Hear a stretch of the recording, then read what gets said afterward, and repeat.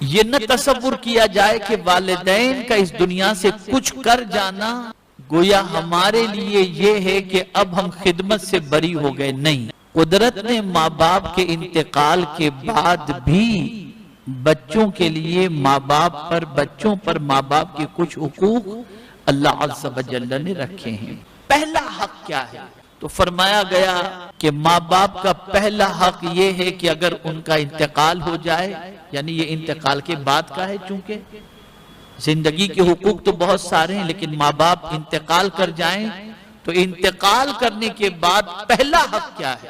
تو فرمایا گیا ان کے دفن کا اہتمام، ان کے کفن کا اہتمام، ان کے غسل کا اہتمام، اس میں جلدی کرنا اور ان کے ان سارے پروسیجر کو، یعنی کفن کے معاملے کو، نماز جنازہ کے معاملے کو، دفن کے معاملے کو، اس کو ایک بچے کی ذمہ داری ہے کہ بحسن و خوبی اسے انجام دے.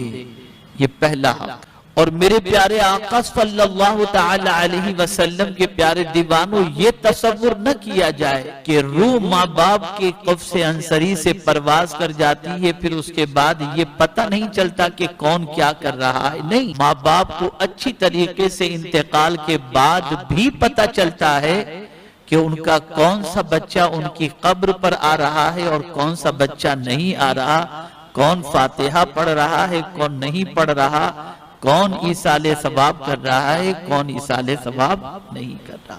ساری چیزوں کا علم. تو پہلا حق ماں باپ کے انتقال کے بعد کا یہ ہے کہ آپ انہیں غسل دیں، ان کے جنازے کی تیاری کریں، ان کے کفن دفن کا اہتمام کریں. یہ پہلا ان کا حق بن جاتا ہے. اب اس کے بعد دوسرا حق، اعلیٰ حضرت عظیم البرکت امام عشق و محبت نے دوسرا حق یہ بتایا کہ ان کے لیے دعا اور استغفار کی، ان کے لیے بخشش چاہو اللہ کی بارگاہ. اور اگر قرآن مقدس کی دعاؤں کو دیکھا جائے تو انبیاء کرام علیہم الصلاۃ والتسلیم کی دعاؤں کے اندر بھی یہ چیز ملتی ہے کہ انہوں نے خود اپنے لیے نہیں بلکہ اپنے والدین کے لیے اور سارے مومنین کے لیے مغفرت کی دعا کی. اور یہاں ایک نقطہ آپ ذہن کے اندر رکھو، آپ سمجھتے ہیں ان کے نام سے کھانا کھلا دینا، ان کے نام پہ کپڑے دے دینا، ان کے نام پہ یہ کر دینا، یہ سب باعث برکت ہے، اس کا ثواب ان کو پہنچتا ہے. لیکن سب سے زیادہ ضرورت ماں باپ کو اپنے انتقال کے بعد اولاد کی طرف سے جو ہوتی ہے، وہ سب سے بڑی ضرورت یہ ہوتی ہے کہ ان کی مغفرت کی دعا کرے. بچوں کو چاہیے کہ کوئی نماز اس کی ایسی نہ گزرے جس نماز کے بعد وہ اپنے ماں باپ کے لیے مغفرت کی دعا نہ کرے. تو ماں باپ کے لیے دعا کریں، استغفار کریں. تیسرا حق، انتقال کیے ہوئے ماں باپ کا اولاد پر کیا ہے؟ تو فرمایا گیا صدقہ و خیرات اور اعمال صالحہ کا ثواب. ان کی طرف سے غریبوں کو دیا کرو، ان کی طرف سے کپڑے پہنا دیا کرو، ان کی طرف سے کھانا کھلا دیا کرو، ان کی طرف سے نیک عمل کر لیا کرو، ان کی طرف سے درود شریف پڑھ کر اللہ کے رسول کی بارگاہ میں نذر کر دیا کرو. تو صدقہ و خیرات اور اعمال صالحہ یعنی نیک کام یہ کرتے رہو اور اس کا ثواب ماں باپ کو. یہ تیسرا حق ہوا. اب چوتھا حق سماعت فرمائیں. ان پر کوئی قرض کسی کا ہو تو اس کے ادا کرنے میں حد درجہ جلدی کرنا اور اپنے مال سے ان کا قرض ادا ہونے کو دونوں جہاں کی سعادت سمجھنا. کسی کے ماں باپ کا انتقال ہو گیا اور ماں باپ پر قرض تھا، اللہ نے اولاد کو عطا فرمایا تو اولاد ان قرض کے تقاضے کرنے والوں کو تلاش کرے کہ ان کا قرض میرے ماں باپ پر تھا، اور تلاش کر کے اپنے ماں باپ کا قرض اتارے. اور یہ نہ سوچے کہ یار یہ جاتے جاتے بھی معاذ اللہ کو یہ سوچے کہ یہ ٹینشن دے کر کے گئے. نہیں، بلکہ فرمایا گیا یہ اپنی خوش نصیبی سمجھے کہ اللہ نے مجھے اپنے ماں باپ کی طرف سے یہ قرض ادا کرنے کی توفیق عطا فرمائی. تو ماں باپ پر اگر کوئی قرض ہے تو اس قرض کو ادا کرنے میں حد درجہ جلدی کرنا یہ ان کا چوتھا حق ہے۔ اب جو بات عرض کرنے جا رہا ہوں نا، اسے بہت غور سے سنیے گا، بہت غور سے۔ ان پر کوئی فرض رہ گیا ہو، بقدر ضرورت اس کے ادا کرنے میں سعی کرنا۔ جیسے مثال کے طور پر حج ان پر فرض ہو گیا تھا، زندہ تھے تو فرض ہو گیا تھا، لیکن وہ حج ادا نہیں کیے۔ اب جب حج فرض ہو گیا اور ادا پھر بھی نہیں کیا انہوں نے، تو آپ کوشش کرو کسی کو ان کی طرف سے حج کروا دو، حج بدل کروا دو، اور اس کا ثواب اپنے ماں باپ کو عطا کر دو، تاکہ ان پر سے یہ فرض کی ادائیگی کا جو معاملہ تھا اللہ تعالیٰ اس سے ان کو بری الذمہ کر دے۔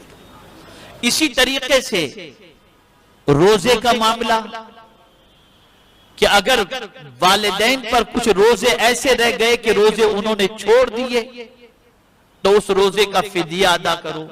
نماز کا معاملہ ہو کہ نماز ان کی قضا ہو چکی ہوں تو نماز کا بھی فدیہ ادا کرو۔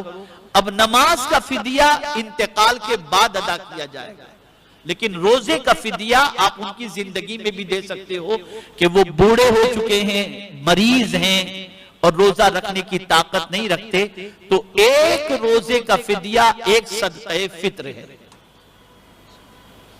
2 کلو 50 گرام گیہوں کی قیمت کے برابر آپ جو ہے وہ صدقہ فطر کے برابر صدقہ عطا کر دیں ایک روزے کے عوض کے اندر۔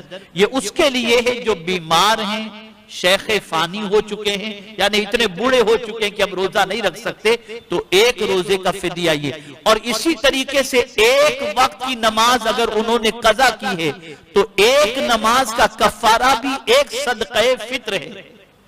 ایک نماز کا، یعنی فجر کی نماز ان کی قضا ہوئی تو فجر کی نماز کا کفارہ صدقہ فطر کے برابر ادا کرنا۔ ظہر کی قضا ہوئی ہے تو صدقہ فطر، اور 5 وقت کی نماز مت پکڑنا، 6 وقت کی نماز، اس لیے کہ وطر کا بھی فدیہ ادا کرنا پڑے گا۔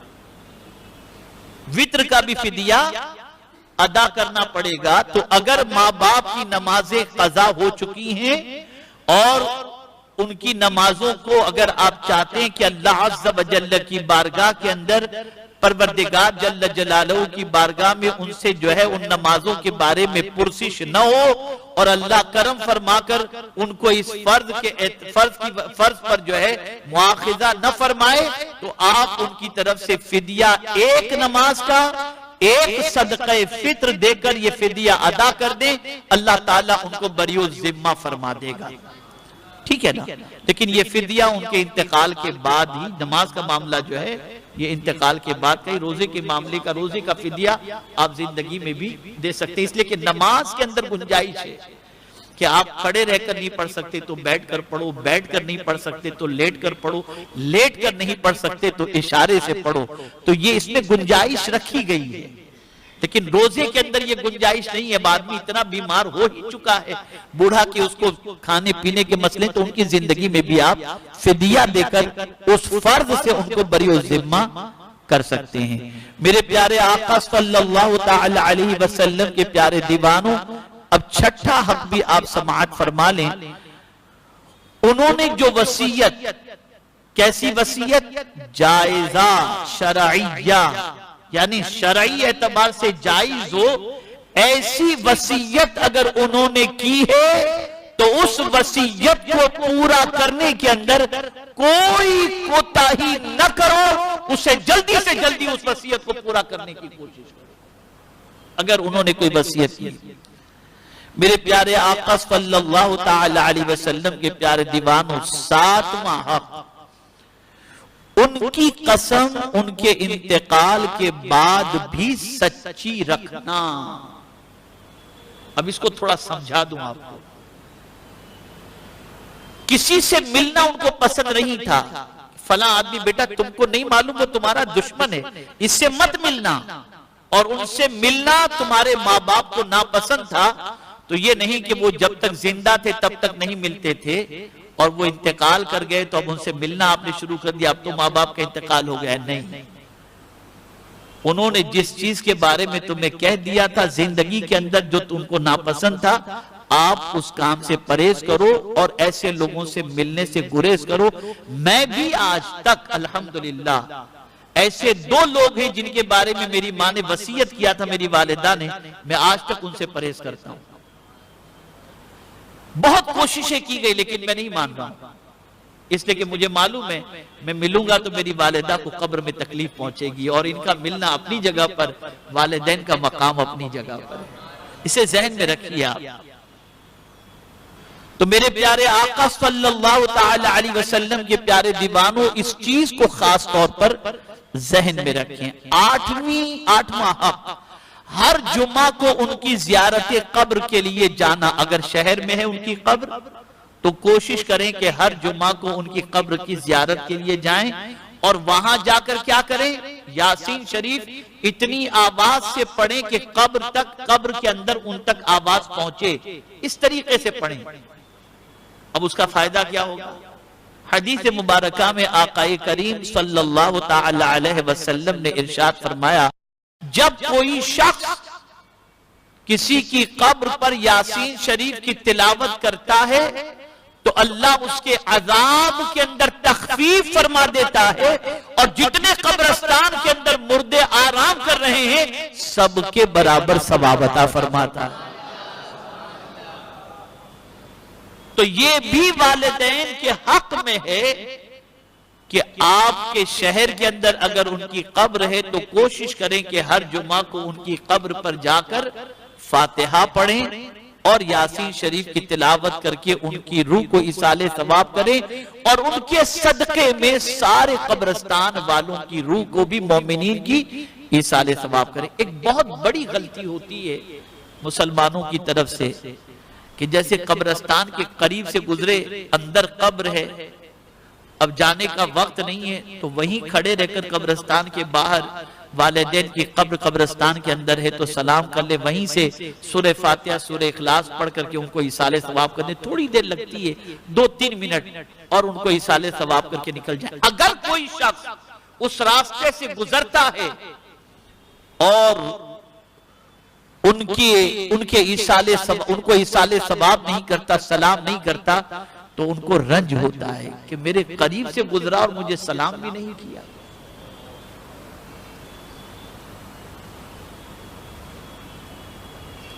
میں صرف آپ کی ترغیب کے لیے بتاتا ہوں، میں کبھی کبھی گجرات پروگرام میں جاتا ہوں تو بسا اوقات ویراول اور ان طرف پروگرام ہوتا ہے تو میں شام کے ٹائم پہ پہنچتا ہوں، اور پروگرام والے ضد کرتے ہیں کہ بھئی آپ کہیں نہ جائیں، جائیں گے آئیں گے ٹائم ہو جائے گا، رات کو تقریر کرتے ہیں۔ میرے والد کی قبر جو ہے وہ جوناگڑھ کے اندر ہے، میں رات کو 2 بجے بھی قبرستان پہنچ کر کے میرے والد کی فاتحہ پڑھتا ہوں، میں کبھی مس نہیں کرتا۔ اور اس طرف کہیں بھی سفر میں جاتا ہوں تو میری کوشش رہتی ہے چاہے رات کے کتنے بجے کیوں پہنچوں، لیکن میں ضرور وہاں پر حاضری دیتا ہوں، اور وہاں پروگرام لینے والے شیڈول میں یہ چیز شامل کر لیتے ہیں کہ حضرت جوناگڑھ تو ضرور جائیں گے والد صاحب کے یہاں، تو پروگرام میں اس چیز کو بھی ترتیب دے دیتے ہیں اور پوچھتے ہیں کہ پہلے جائیں گے کہ بعد میں جائیں گے۔ تو یہ ساری چیزیں بہت ضروری ہیں۔ تو میرے پیارے آقا صلی اللہ تعالی علیہ وسلم کے پیارے دیوانوں، والدین کی قبر کی زیارت کے لیے جانا اور راستے میں ان کی قبر آئے تو ان کو سلام پیش کرنا اور ان کے لیے دعائے مغفرت کرنا، یہ بھی ان کا حق ہے۔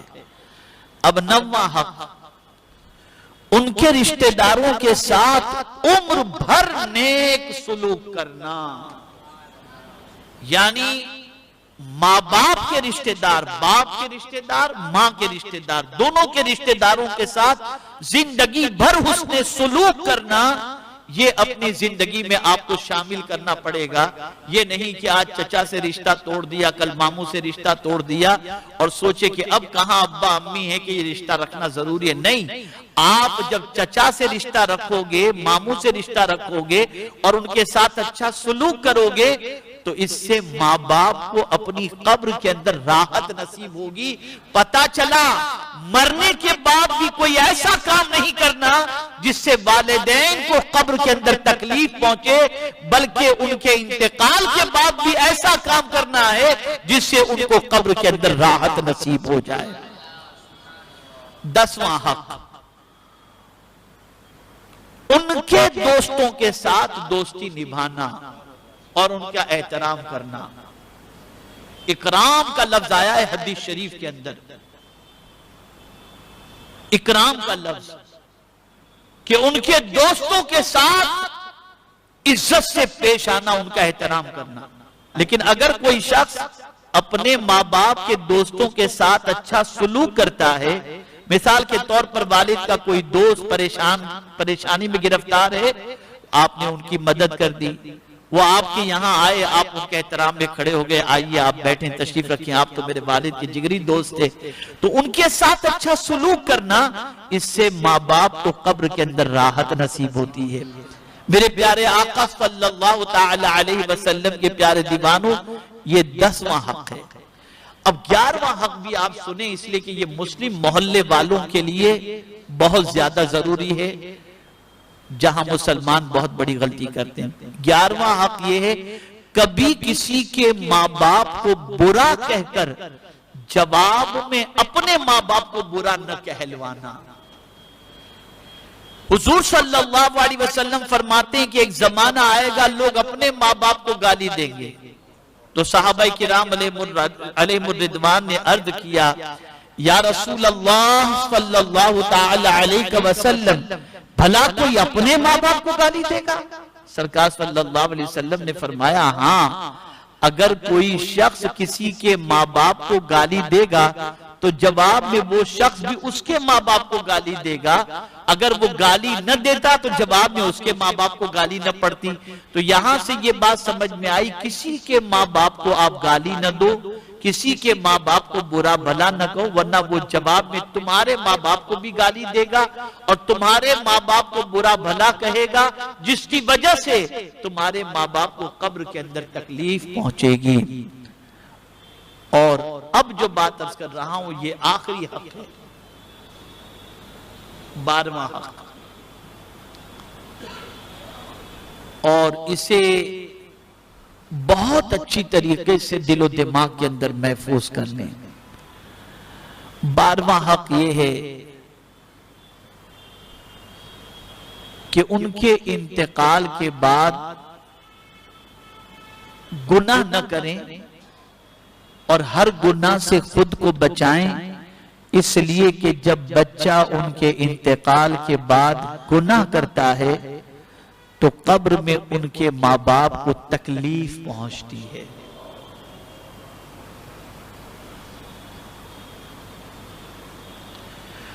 بہت سارے ظالم بچے ماں باپ کے انتقال کا انتظار کرتے ہیں کہ معاذ اللہ ہماری آزادی میں ہمارے ماں باپ سب سے بڑے رکاوٹ ہیں، اور جب انتقال ہو جاتا ہے تو پھر ہر گناہ کے دروازے پہ دستک دیتے ہیں اور یہ سمجھتے بھی نہیں کہ اس کا انجام کیا ہوگا.